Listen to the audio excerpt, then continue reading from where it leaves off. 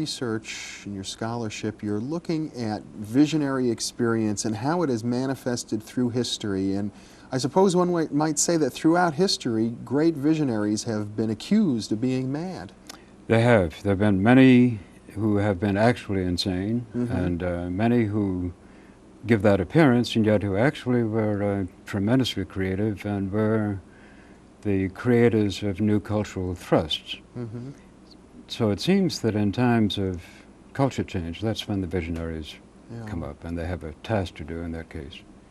It seems as if we're almost always in some form of culture change or another. We are, but then there's a different degree of it. A rapid, acute culture change is the result of either foreign invasion or new conditions within the culture that necessitate a whole re-examination of the basic values and the basic outlook, the worldview. So that's a much more cataclysmic kind of change, and during such times, the visionaries, well, you could say first that the collective psyche is stirred. Yes. And visionaries are those people who experience it more vividly and are more articulate. What would be an example of one such person? Well, there are certainly many, but one right nearby here in Eastern California was one 100 years ago, the originator of the ghost dance. Now, this was a time when the Native Americans were getting very discouraged and looking for some hope. And he was out on a mountainside one time in a storm and saw the whole earth roll up like a ball, like a carpet, and also saw it cleave apart so that the known earth went down inside this cleft. For 3 days there was no familiar earth. And after 3 days, the earth was recreated again, and the Native Americans were living with the ancestral spirits and with the Great Spirit in a redeemed and reformed society, a whole new start.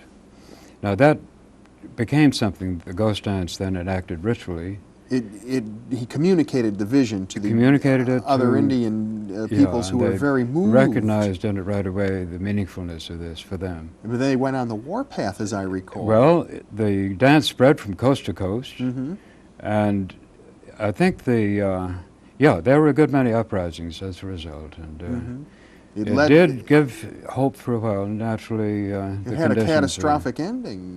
That particular story. It did, unfortunately. And many of these are bad experiments, you know. They're efforts to revive the culture. There's a much more successful one in the East, the Seneca. A man named Handsome Lake was an Iroquois, the Seneca clan. And he had a visionary state in which he was sick. And he was taken up into the heavens and walked through the Milky Way, which was the pathway of the deceased. And he also saw the threat of the world being destroyed.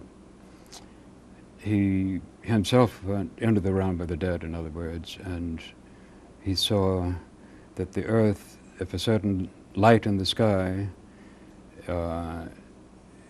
which was toxic substance, was allowed to reach the earth, this was the great sickness, and the whole population of the earth would be destroyed by this. And he met the Great Spirit and was indoctrinated. There were angels who gave him instructions. And when he came out of this, he became a very strong leader and reformed the society, gave it a renewed vitality. And they became a people. They had been a slum culture up to this point.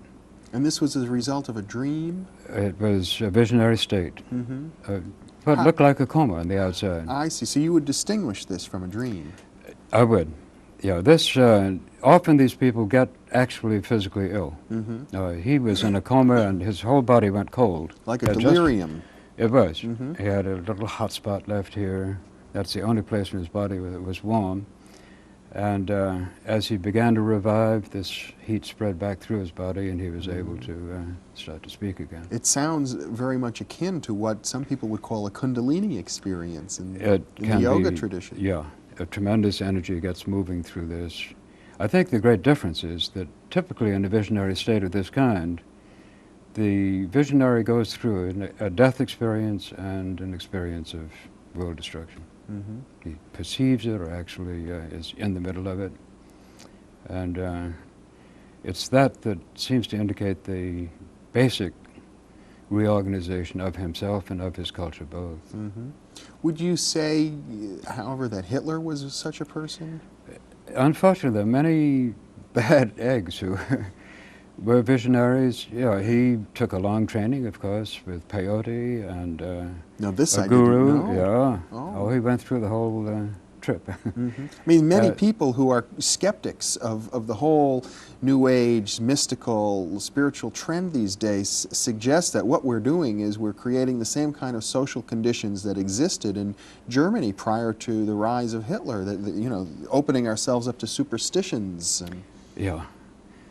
I think the great difference, of course, is that Hitler's beginning and his whole following were totally dedicated to power, mm-hmm. which is not typical of the ordinary visionary.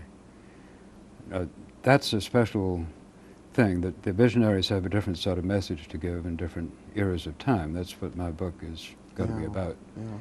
And we're certainly in a period of social transition right now. That's why I'm interested in it. I'm writing mm-hmm. about it.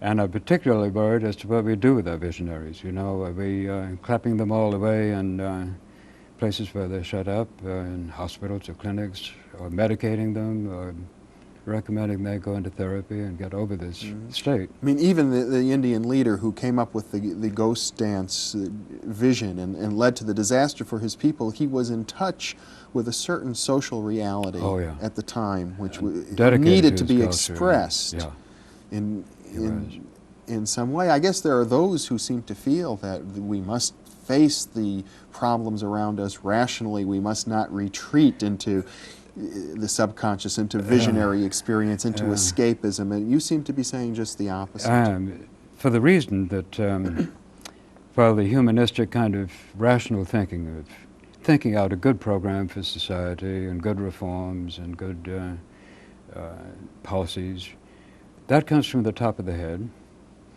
And what fails to happen then is the stirring up of the motivations.